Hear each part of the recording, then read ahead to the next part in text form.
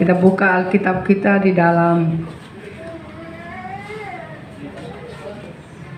1 Timotius pasal yang ke-4.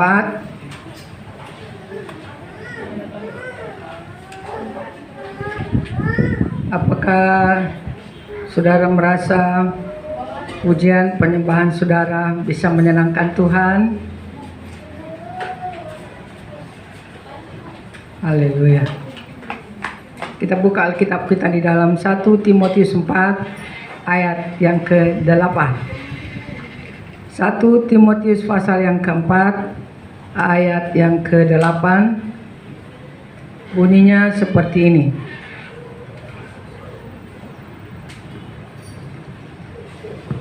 Sudah dapat yang di rumah? 1 Timotius pasal yang keempat ayat yang ke-8 bunyinya seperti ini. Latihan badani terbatas gunanya, tetapi ibadah itu berguna dalam segala hal karena mengandung janji baik untuk hidup ini maupun untuk hidup yang akan datang. Jadi kita berbicara sekarang mengenai ibadah. Banyak yang bisa dilakukan oleh orang-orang lain hari Minggu seperti sekarang ini, kan?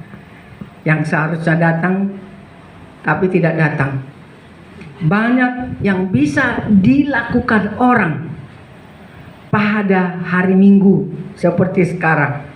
Misalnya telat bangun lah, atau istirahatlah karena sudah lelah sepanjang minggu kali ya, atau berkunjunglah ya. Banyak yang bisa dilakukan orang pada hari Minggu seperti ini. Nah, tetapi kita di sini yang di rumah kita beribadah bersama-sama.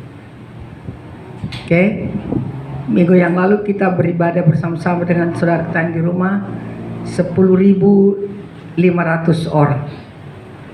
Jadi mari yang di rumah ya, mengapa kita harus atau beribadah? Tapi yang pertama kita bahas dulu, siapakah yang harus beribadah sebetulnya?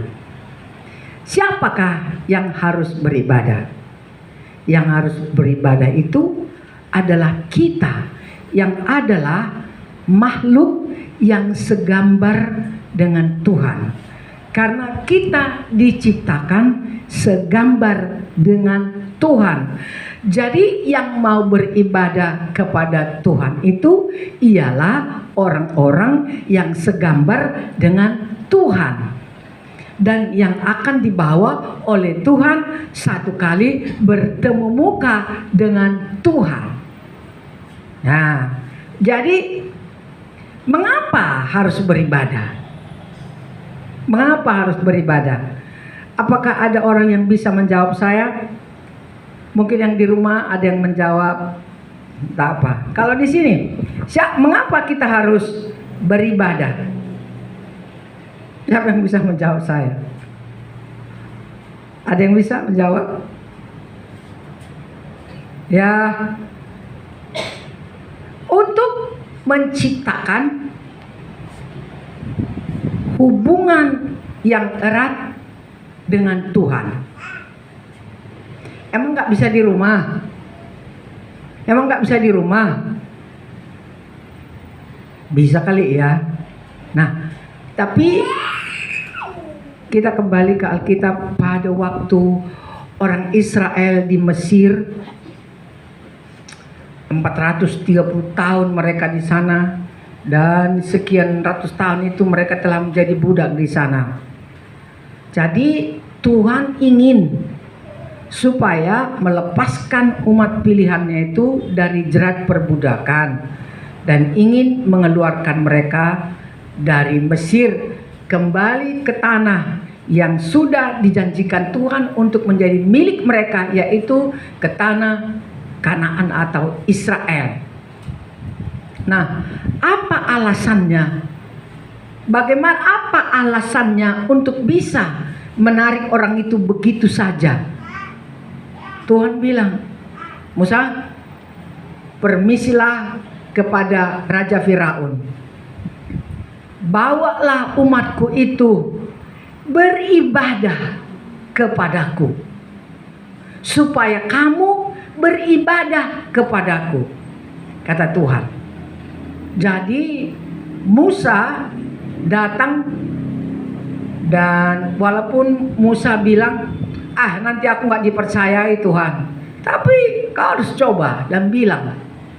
Jadi setiap kali Musa datang minta izin, alasannya hanya satu, supaya umatku beribadah kepadaku. Jadi dari situ kelihatan kepada kita bahwa ibadah itu adalah hal yang harus dilakukan oleh orang-orang yang percaya kepada Tuhan.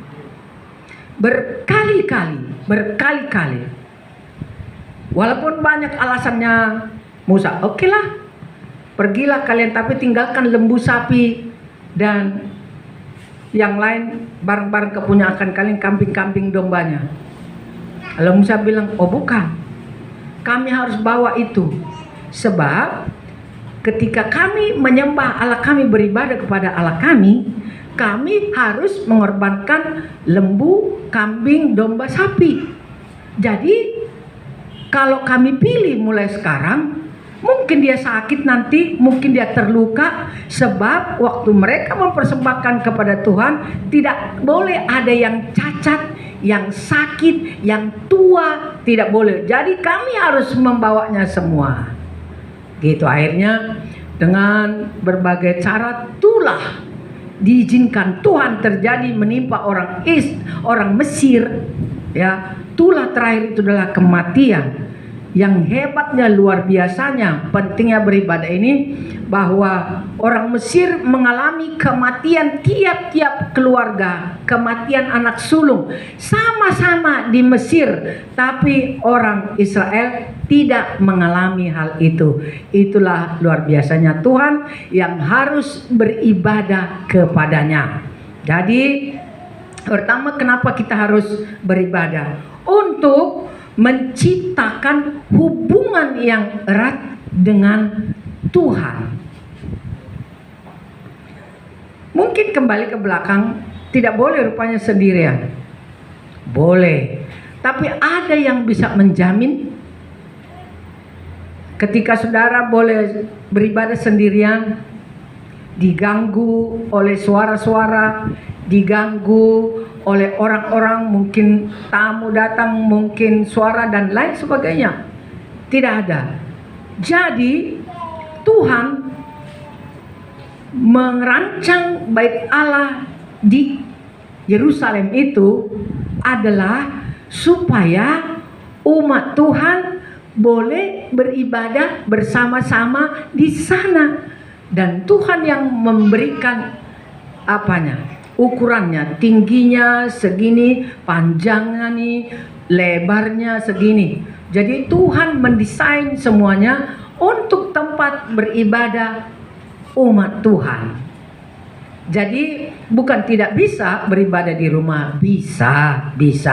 Tapi ya itulah, bahwa di dalam badan ini kita teruskan nanti.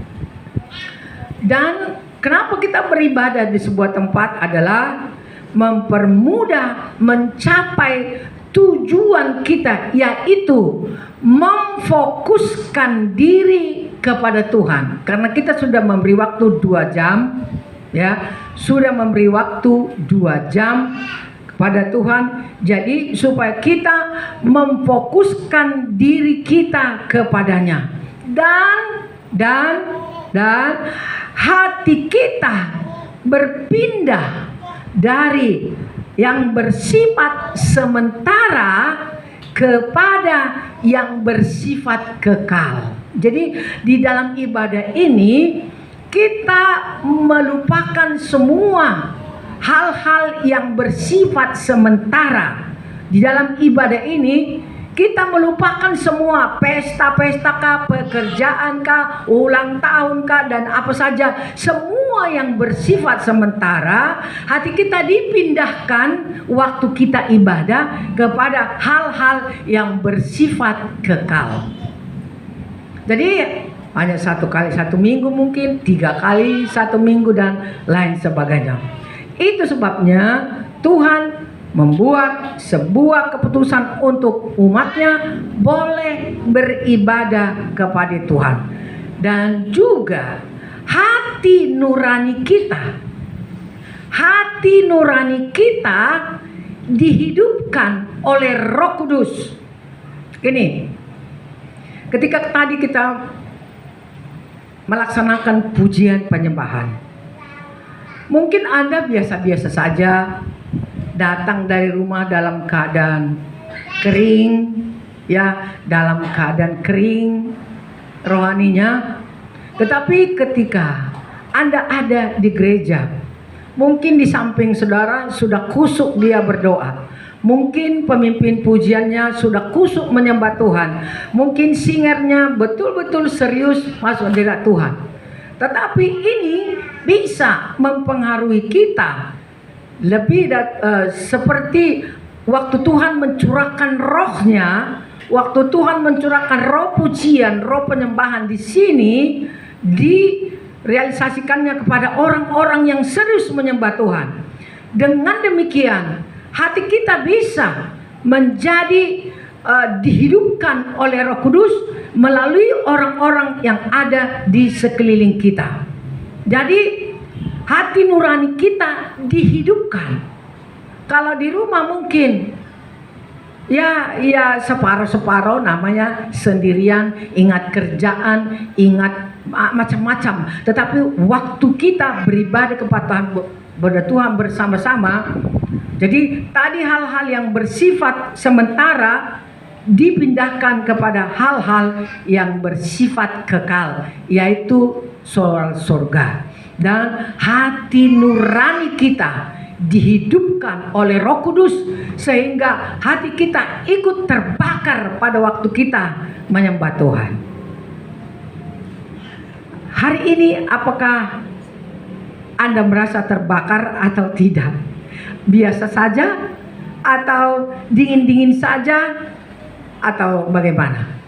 Anda bisa menjawab ketika kita masuk dalam puji-pujian dan penyembahan. Saudara yang tahu bagaimana hati Anda. Oke. Ibrani 13 ayat 18.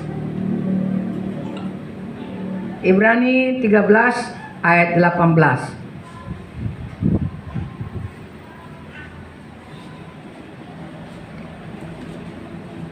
Ibrani pasal 13 ayat 18.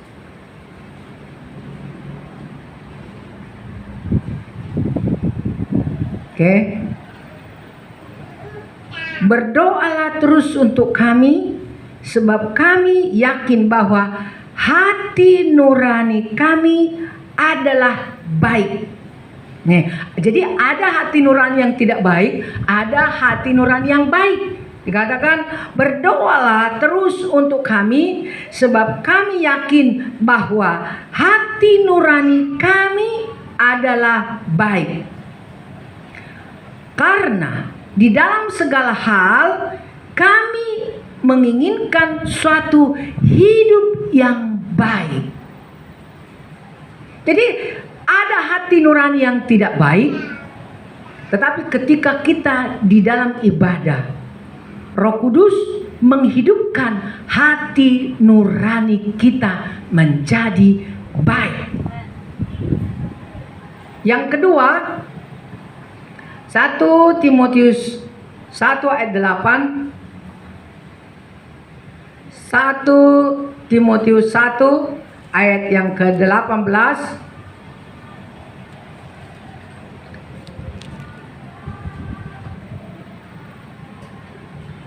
Tugas ini kuberikan kepadamu Timotius anakku, sesuai dengan apa yang telah dinubuatkan tentang dirimu, supaya dikuatkan oleh nubuat itu, engkau memperjuangkan perjuangan yang baik dengan iman dan hati nurani yang murni. Ya, dengan hati nurani yang murni. Sekali lagi, tugas ini kuberikan kepadamu Timotius anakku, sesuai dengan apa yang telah dinubuatkan tentang dirimu, supaya dikuatkan oleh nubuat itu engkau memperjuangkan perjuangan yang baik dengan iman dan hati nurani yang murni. Jadi hati nurani kita ini perlu murni. Dan ketika kita beribadah kepada Tuhan, Roh Kudus mengubah hati nurani kita menjadi hidup, menjadi baik. 1 Korintus 2 ayat 16. 1 Korintus pasal 2 ayat 16 bunyinya lagi. Sebab siapakah yang mengetahui pikiran Tuhan sehingga ia dapat menasihati dia? Tetapi kami memiliki ini nanti rupanya. Ini yang saya mau baca Kisah Rasul 23 ayat 1. Kisah Rasul 23 nanti tuh ya. Minta maaf. Kisah Rasul pasal yang ke-23 ayat yang pertama. Kisah Rasul 23 ayat yang pertama bunyinya seperti ini. Sambil menatap anggota-anggota Mahkamah Agama, Paulus berkata, "Hai saudara-saudaraku, sampai kepada hari ini aku tetap hidup dengan hati nurani yang murni di hadapan Allah." Sampai hari ini aku memiliki hati nurani yang murni di hadapan Allah. Jadi ada hati nurani orang yang sudah tidak murni, yang sudah tidak baik, yang perlu diperbaiki. Dan di dalam ibadah, ketika Roh Kudus kerja di dalam ibadah kita, maka hal itu membangkitkan hati nurani kita menjadi baik. Itu sebabnya mengapa kita beribadah. Nah, jadi apa yang terjadi dalam ibadah? Sebetulnya apa yang terjadi? Kalau begitu selama ini, aku selama ini ibadah ngapain? Ya, ibadah ngapain? Supaya kita tidak pulang dengan ibadah sama saja. Tidak ada apa-apa, tidak ada perubahan. Supaya terjadi sesuatu. Apa yang terjadi dalam ibadah?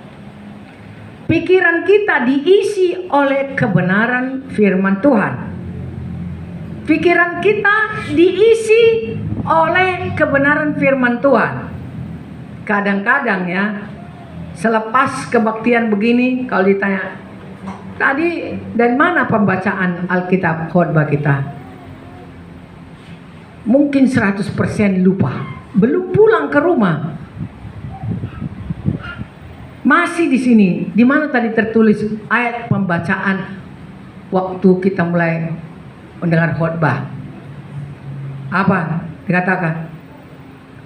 Lupa aku. Memang enak juga tadi ya, tapi sudah lupa. Nah, sekarang pikiran kita diisi penuh oleh kebenaran firman Allah. Filipi 4 ayat 8.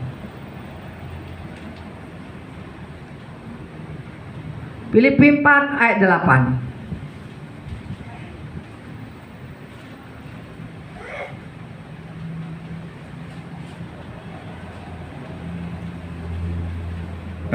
Filipi Kolose. Filipi 4 ayat ke-8 bunyinya. Jadi akhirnya saudara-saudara, semua yang benar, semua yang mulia, semua yang adil, semua yang suci, semua yang manis, semua yang sedap didengar, semua yang disebut dengan kebajikan dan patut dipuji, pikirkanlah semuanya itu. Jadi firman Tuhan itu mengandung segala macam kebenaran, mulia, adil, suci, manis, sedap didengar, kebajikan. Pikirkanlah semua itu. Jadi hati kita, pikiran kita diisi oleh kebenaran firman Tuhan, bukan pikiran-pikiran yang salah. Bukan pikiran-pikiran yang salah. Jadi 1 Korintus 2 ayat 16 tadi. 1 Korintus 2 ayat 16. 1 Korintus 2 ayat 16 berkata begini. Sebab siapakah yang mengetahui pikiran Tuhan sehingga ia dapat menasihati dia? Tetapi kami memiliki pikiran Kristus. Kami memiliki pikiran Kristus. Tentulah pikiran Kristus hal-hal yang benar, hal-hal yang baik, hal-hal yang kudus, hal-hal yang kekal sifatnya. Jadi kenapa kita beribadah tadi? Supaya pikiran kita diisi penuh oleh kebenaran firman Tuhan. Jadi kita menjadi memikirkan apa yang dipikirkan Kristus. Bukan hanya sekedar beribadah, lalu disembuhkan di gereja, dihiburkan, dikuatkan, diberkati oleh Tuhan di gereja, bukan. Tetapi memang kita akan diberkati ketika pikiran kita menjadi sepikiran dengan Kristus. Jangan pikirkan hal-hal yang buruk dalam diri orang lain. Pikirkanlah di dalam dirimu apa yang buruk, bukan memikirkan keburukan orang lain, supaya kita menjadi sepikiran dengan Kristus. Sepikiran dengan Kristus. Bukan memikirkan hal yang tinggi. Kita baca lagi Alkitab. Kadang-kadang kita keterlaluan. Ya, Roma 12. Roma 12. Ayat yang kedua dan yang ketiga. Janganlah kamu menjadi serupa dengan dunia ini, tetapi berubahlah oleh pembaharuan budimu, sehingga kamu dapat membedakan manakah kehendak Allah, apa yang baik, yang berkenan kepada Allah, dan yang sempurna.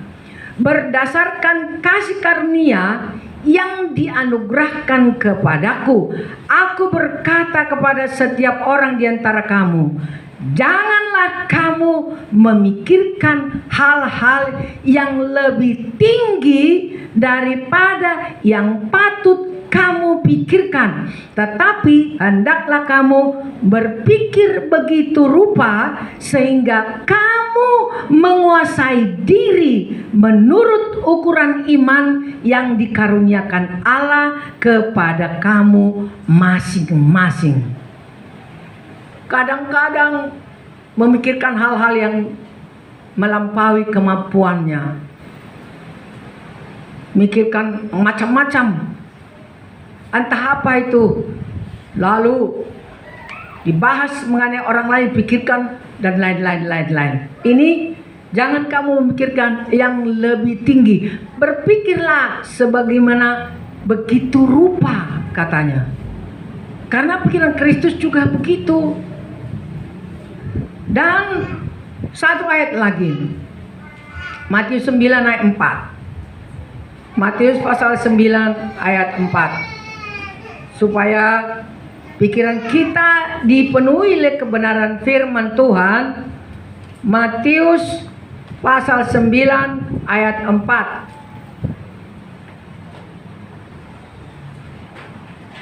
Matius 9 ayat yang keempat berbunyi seperti ini. Tetapi Yesus mengetahui pikiran mereka, lalu berkata, "Mengapa kamu memikirkan hal-hal yang jahat di dalam hatimu? Mengapa kamu memikirkan hal-hal yang jahat di dalam hatimu?" Gitu. Padahal Yesus pada waktu itu baik-baik, mau meredakan, menyembuhkan orang sakit, tetapi orang itu dari setan itu pikirannya, Maka Yesus bilang, "Kenapa kamu memikirkan hal-hal yang jahat di dalam hatimu?" Dan kita harus mengakui banyak pikiran orang untuk membuat yang jahat kepada orang lain.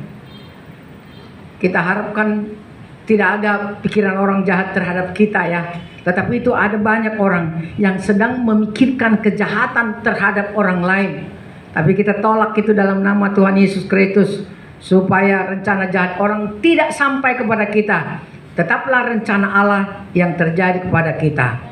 Jadi ketika pikiran kita diisi oleh kebenaran firman Tuhan, lalu Lukas pasal 24 dikatakan, Lukas pasal yang ke-24 dikatakan bahwa ketika kita mendengarkan firman Tuhan, Lukas 24 ayat yang 32,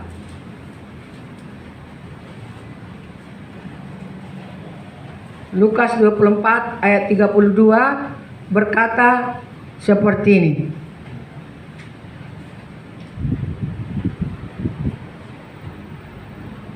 Kata mereka seorang kepada yang lain, "Bukankah hati kita berkobar-kobar ketika ia berbicara dengan kita di tengah jalan dan ketika ia menerangkan kitab suci kepada kita?" Sebetulnya setiap orang yang mendengarkan firman Tuhan, hatinya harus berkobar-kobar, tidak beku, tidak keras, tetapi berkobar-kobar. Waktu itu Yesus baru bangkit dari kubur. Lalu di tengah jalan dia berjalan menuju Yudea dan bertemu dengan muridnya 2 orang, tetapi muridnya tidak kenal. Dan ketika Yesus berbicara kepada mereka, hati mereka berkobar-kobar, terbakar. Apa artinya berkobar-kobar? Apa itu ya? Menyala-nyala ya. On fire namanya, istilahnya sering disebut sekarang. On fire, dalam api ya, terbakar gitu ya. Dalam terbakar gitu. Bukankah hati kita berkobar-kobar ketika kita mendengarkan firman Tuhan? Seharusnya memang. Karena kenapa kita harus ibadah? Supaya pikiran kita diisi oleh kebenaran firman Tuhan dan oleh Roh Kudus yang ada didemonstrasikan Allah di dalam ibadah. Maka hati kita seharusnya berkobar-kobar untuk mendengarkan firman Allah. Jadi itu sebabnya kenapa kita harus beribadah. Kenapa kita harus beribadah? Ya itu dia tadi. Makanya kalau ada orang menganggap enteng ibadah, dia sudah salah, dia sudah rugi, dia sudah kehilangan banyak hal dari Tuhan. Karena Tuhan mendemonstrasikannya di dalam ibadah-ibadah. Itu sebabnya kenapa kita harus beribadah. Ya itu dia. Jadi jangan lalaikan ibadah. Jangan tinggalkan ibadah seperti yang dilakukan oleh banyak orang katanya. Banyak orang meninggalkan ibadah-ibadah. Orang banyak melakukan itu. Janganlah kamu lakukan itu seperti yang dilakukan oleh banyak orang. Jadi ibadah itu sangat penting. Sangat penting.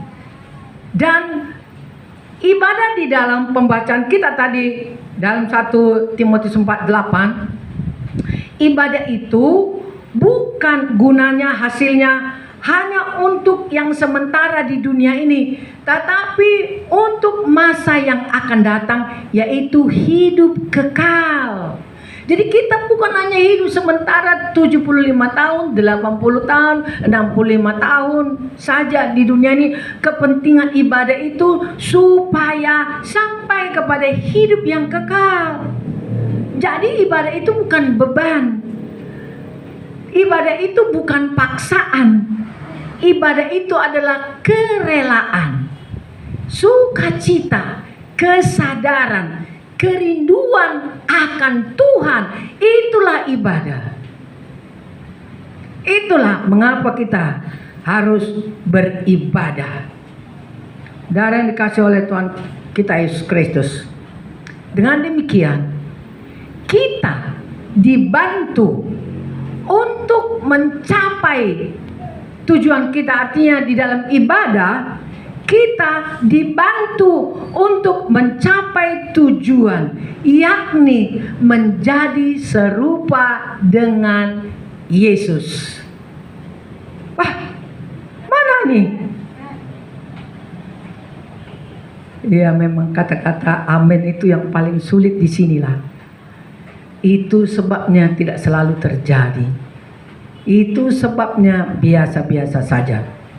Jadi dengan beribadah kita dibantu untuk mencapai tujuan kita, yakni menjadi serupa dengan Yesus. Coba janjikan dulu kita, seperti Yesus itu saja kupinta. Na na na na. Seperti Yesus, seperti Yesus,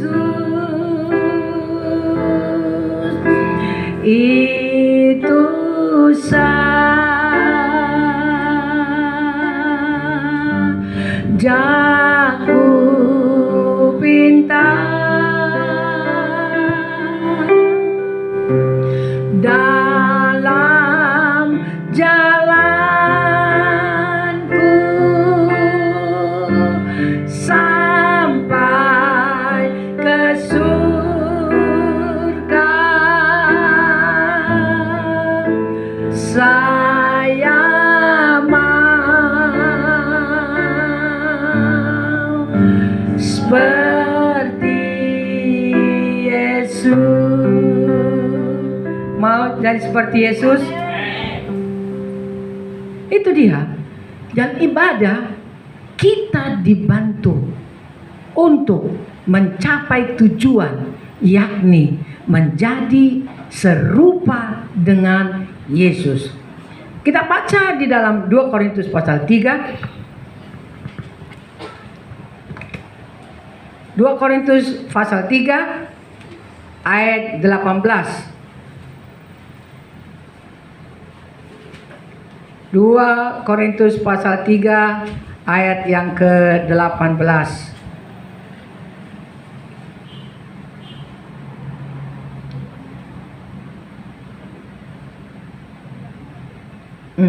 Dua Korintus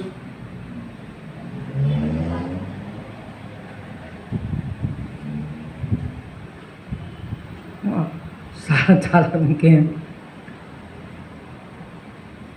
Jadi kita dibantu menjadi seperti Kristus. Di dalam 1 Timotius 4, pembacaan kita 1 Timotius pasal 4 tadi ayat yang ke-8. 1 Timotius 4 ayat 8 berkata seperti ini tadi. Latilah, latihan badani terbatas gunanya, tetapi ibadah itu berguna dalam segala hal karena mengandung janji. Ada janji-janji yang diberikan oleh Tuhan melalui ibadah kita dan baik untuk hidup ini, hidup sementara kita hidup di dunia ini. Di dalam ibadah itu ada janji, ada kepastian yang diberikan oleh Tuhan kepada kita, yaitu baik untuk hidup ini maupun untuk hidup yang akan datang. Hidup kekal selama-lamanya bersama-sama dengan Yesus. Jadi mengandung janji. Tidak rugi orang beribadah, malah haruslah orang beribadah kalau dia mau hidup kekal. Karena bukan hanya kehidupan jasmani ini berlalu, semuanya ini akan berlalu sebentar. Bersyukurlah kalau sampai berumur 70 tahun, 80 tahun, 90 tahun atau berapa tahun. Tapi itu pun walaupun begitu panjang usianya, tetapi ada kehidupan yang lebih jauh, lebih panjang selama-lamanya di surga nanti, dan yang tidak masuk ke sana akan disiksa selama-lamanya di neraka. Selama-lamanya. Terbakar saja tangan kita, kena air panas, kita minyak panas. Rasanya aduh, walaupun waktu kita celupkan ke air agak adem, tapi begitu kita angkat panas luar biasa, menggiling cabai juga. Waktu lama kita pengen panas gak enak, hanya masih sampai seperti itu pun sudah membuat kita tidak nyaman dalam hidup kita. Apalagi nanti, aduh, di neraka mengerikan, menakutkan. Ada ulat-ulatnya di sana, ada belerangnya mengalir, dan api entah lebih tinggi apa, dan tidak bisa bunuh diri di sana. Itu yang membuat kalau kita bisa bunuh diri di sana, mati masih mending, ya sudahlah, dialami sebentar, nanti bunuh diri aja di sana. Nggak bisa mati lagi selama-lamanya di neraka, disiksa dengan api neraka. Makanya ibadah itu sangat penting. Bukan hanya mengandung janji untuk hidup yang sekarang, tapi untuk hidup yang akan datang. Jadi jangan main-main, jangan anggap enteng dengan ibadah. Kalau orang anggap enteng ibadah, sudah rugi, sudah sangat rugi. Ibu Siotang ini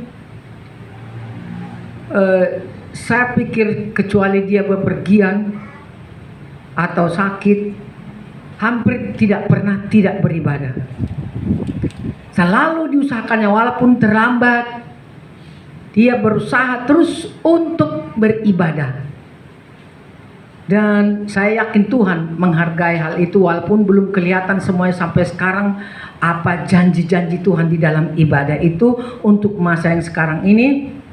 Tetapi saya yakin bahwa janji itu pasti akan dikenapi, karena dia berusaha. Baik kita semuanya, kita pikirkan bagaimana beribadah dengan sungguh-sungguh, sebab kita sudah baca tadi, untuk menciptakan hubungan yang erat dengan Tuhan di dalam ibadah, mempermudah pencapaian tujuan kita, yaitu memfokuskan diri pada Tuhan, dan hati kita berpindah dari yang bersifat sementara kepada yang bersifat kekal, dan hati nurani kita dihidupkan oleh Roh Kudus, dan pikiran kita dipenuhi oleh kebenaran firman Allah, bukan memikirkan hal-hal yang tinggi dan bukan memikirkan hal-hal yang jahat. Jadi hati kita pun berkobar-kobar ketika kita mendengarkan firman Tuhan. Ketika hati kita berkobar-kobar, terbakar hati kita, maka firman itu melekat dalam hati kita, bukan hanya dalam pikiran kita saja lagi, tapi di dalam hati kita, sehingga dia tumbuh menghasilkan buah-buah. Dan sampai di situ tujuan kita harus sampai menghasilkan buah-buah yang baik. Jadi ibadah itu berguna untuk masa hidup ini. Jadi di dalam ibadah Anda disembuhkan, di dalam ibadah Anda dikuatkan imannya, di dalam hidup ada penghiburan. Teguh walaupun kita sedang menghadapi masalah, tetapi kita terhibur, kita kuat, kita yakin bahwa Tuhan pasti campur tangan dengan kita, bahwa Tuhan tidak akan meninggalkan kita, bahwa Tuhan tidak akan mempermalukan kita, bahwa Tuhan akan membela kita, bahwa Tuhan akan melindungi kita dari corona ini, bahwa Tuhan akan melindungi, menjaga kita dari kelaparan. Kita yakinlah itulah. Kita yakinlah itu. Tapi tahukah saudara bahwa saat ini Kota Medan adalah penyumbang nomor 1 dan yang sangat diperhatikan nomor 1 masalah penanganan COVID. Kedua Jakarta. Jadi harus sangat berhati-hati. Walaupun kita percaya kepada Tuhan, dan kita jangan mencobai Tuhan Allah dengan mengatakan Tuhan ada kok, Tuhan bersamaku, lalu tidak pakai masker, lalu tidak jaga jarak dan lain. Jangan mencobai Tuhan Allahmu, katanya. Karena iblis berkata kepada Yesus, jatuhkanlah dirimu. Apakah dia akan mengutus malaikat untuk menantang engkau? Jangan mencobai Tuhan Allahmu, kata Tuhan Yesus. Oleh karena itu, bukan berarti kita tidak beriman. Oh, kita harus menjaga diri kita. Kita harus menjaga diri kita. Nah, di dalam beribadah, keuntungannya ialah untuk kehidupan kita masa di dunia ini dan kehidupan masa yang akan datang. Ada satu Tawari 28 dalam 1 Tawari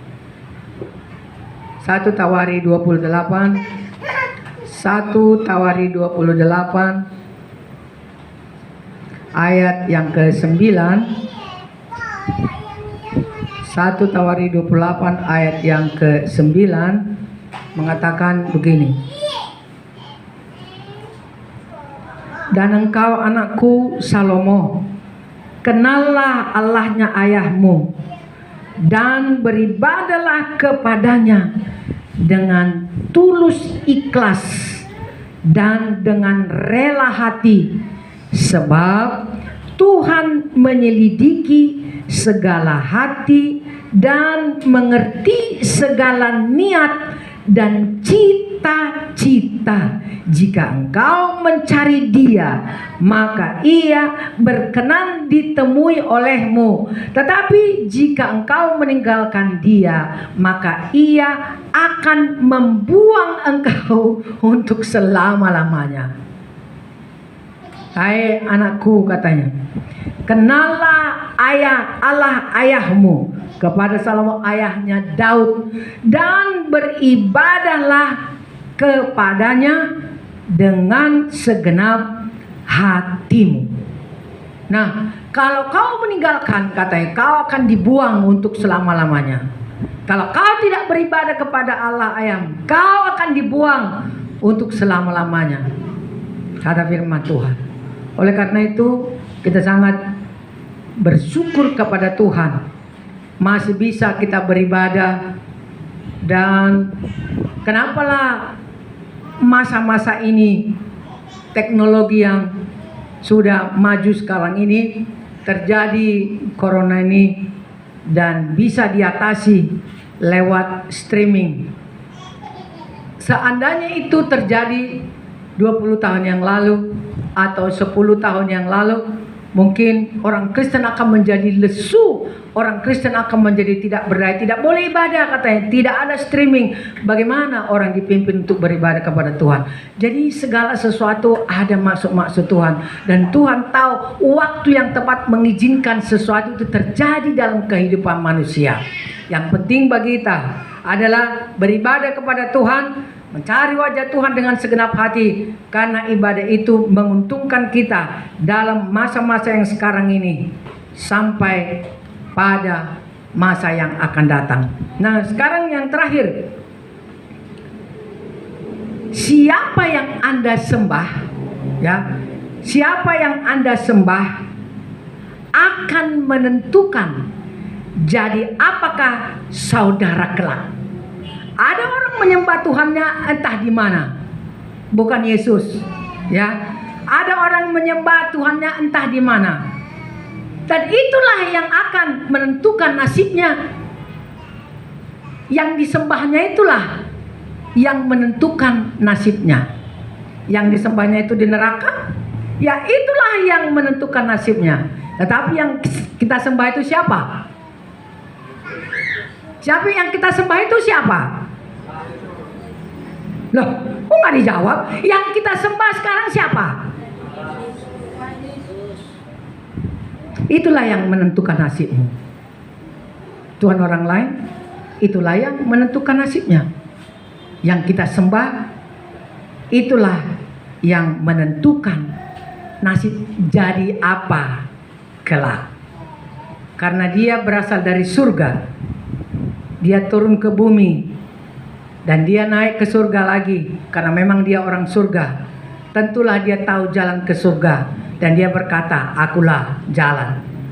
Dan dia pasti bisa membawa kita masuk ke surga. Tetapi kalau Tuhan mereka tidak berasal dari surga, bagaimana mereka bisa menjamin surga?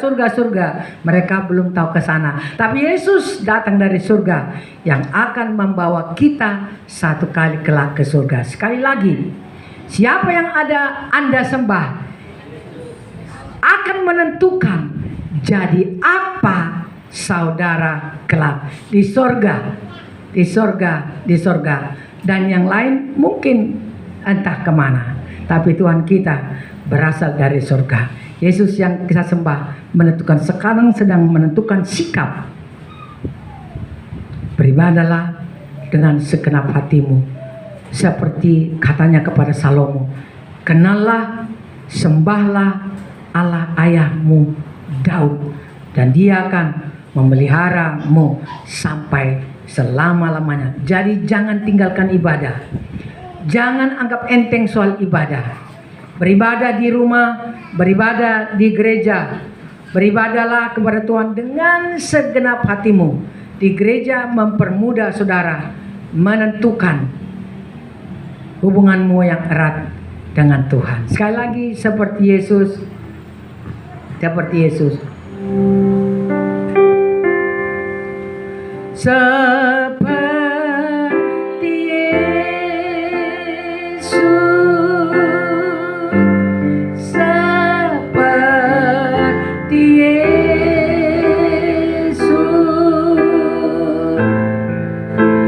itu sajaku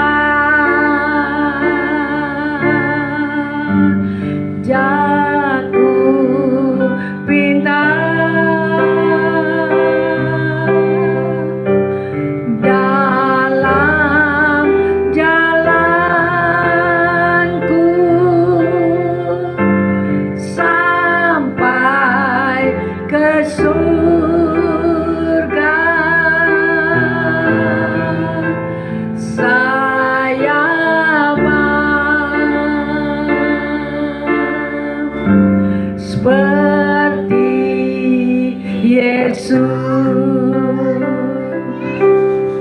Jalan-jalan yang dilalui oleh Yesus bukan jalan-jalan yang mulus.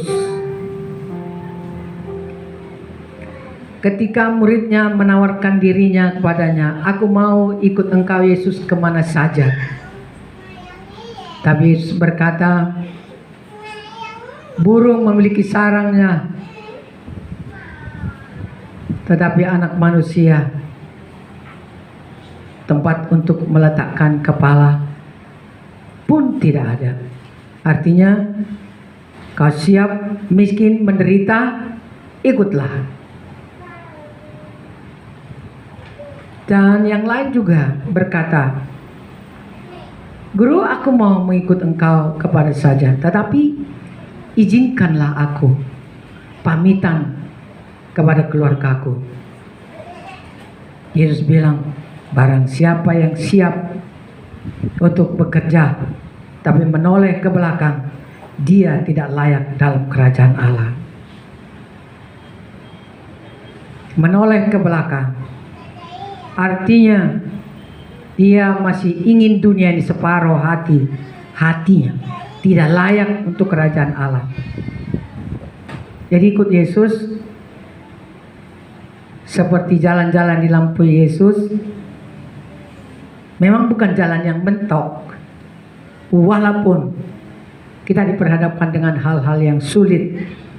Karena Yesus mengatakan demikian, dia pun sampai naik di kayu salib di Golgota, dicambuk, diludahi, dipukul, dihina, dan banyak hal yang dialami. Kalau banyak masalah yang kita hadapi, demi mempertahankan iman kita, kita tidak mau mencampur-campur dengan duniawi, maka kita selamat karenanya. Haleluya Tuhan. Di sini kami sehati dengan saudara-saudara kami yang ada di rumah. Kami berdoa bersama-sama untuk bangsa kami Indonesia ini. Kami mohon belas kasihan-Mu turunlah atas bangsa kami, negeri kami ini Tuhan. Khususnya masalah corona ini supaya segera ini berlalu Tuhan. Begitu banyaknya kesulitan yang terjadi. Begitu banyaknya orang yang putus asa sekarang Tuhan. Banyak orang menjadi gelandangan, banyak orang mati kelaparan Tuhan, banyak orang bercerai Tuhan, banyak kehilangan pekerjaan, kehilangan mata pencaharian, kehilangan harapan karena masalah ini. Tuhan Yesus, kami berdoa untuk Indonesia, bahkan seluruh dunia Tuhan. Tolonglah, halaulah segera Tuhan. Allah ini sudah menakutkan Tuhan. Bukan makin membaik, makin bulan membulan, tetapi di Indonesia makin ganas Tuhan. Kami berdoa supaya Tuhan campur tanganlah, berkatilah seluruh rakyat Indonesia supaya disiplin Tuhan masing-masing. Kalau tidak harus keluar rumah, tidak perlu keluar rumah. Dalam nama Tuhan Yesus, tolonglah Tuhan, tolonglah, berkatilah seluruh rakyat Indonesia dan seluruh dunia ini. Berkatilah pemerintah kami yang sudah kelabakan untuk mengatasi kesulitan ini Tuhan. Tambahkan hikmat-Mu, tambahkan pengetahuan kepada mereka, tambahkan kecerdasan Tuhan bagaimana mengatasi persoalan ini. Karena mereka harus mengatasi masalah keuangan ekonomi di bangsa kami ini. Habis uang dihabiskan untuk corona ini. Dalam nama Tuhan Yesus kami mohon belas kasihan-Mu, berkati kami dan semua orang-orang percaya kepada nama Tuhan Yesus Kristus. Lindungilah sehingga kami terhindar dari corona ini. Jangan bertambah-tambah lagi jumlah orang percaya yang harus kena masalah ini Tuhan. Kami berdoa supaya Tuhan hentikanlah. Berkati tenaga medis, tenaga kesehatan yang ada di rumah sakit. Lindungi mereka, jagai mereka Tuhan. Kuatkan hati mereka, kuatkan mental mereka, kuatkan iman mereka. Kasihani mereka Tuhan. Lindungi mereka, jagai mereka Tuhan. Karena untuk masyarakat banyak, mereka harus mengorbankan hidup mereka. Terima kasih Tuhan Yesus, terima kasih. Terima kasih Yesus, besar kesetiaan-Mu Tuhan. Kami sangat percaya kepada Tuhan bahwa akan ada masa di mana kami akan bebas dari masalah ini. Karena ada Tuhan yang campur tangan buat seluruh dunia ini. Haleluya Tuhan, terima kasih Bapa. Kami berdoa buat orang-orang Kristen yang sedang sakit sekarang. Saudara kami yang di rumah mungkin ada sedang sakit apapun juga. Tuhan karuniakan iman di dalam hati mereka. Karena firman Tuhan berkata, jadilah kepadamu sesuai dengan imanmu. Tuhan, murid-muridmu pun pernah berkata kepadamu, Tuhan tambahkanlah iman kami, kata murid-muridmu. Maka hamba berdoa, tambahkan iman kami semua, supaya kami yakin sekali akan Tuhan yang akan campur tangan atas hidup kami. Berkati pekerjaan jemaatmu, berkati semua pekerjaan orang Kristen, orang yang beribadah bersama-sama dengan kami juga di rumah. Apapun pekerjaan mereka, di bidang jasa Tuhan, di bisnis Tuhan, di dalam pertanian, apa saja, dalam nama Tuhan Yesus Kristus, berkati. Jauhkan kami dari kelaparan. Tolong jangan permalukan kami.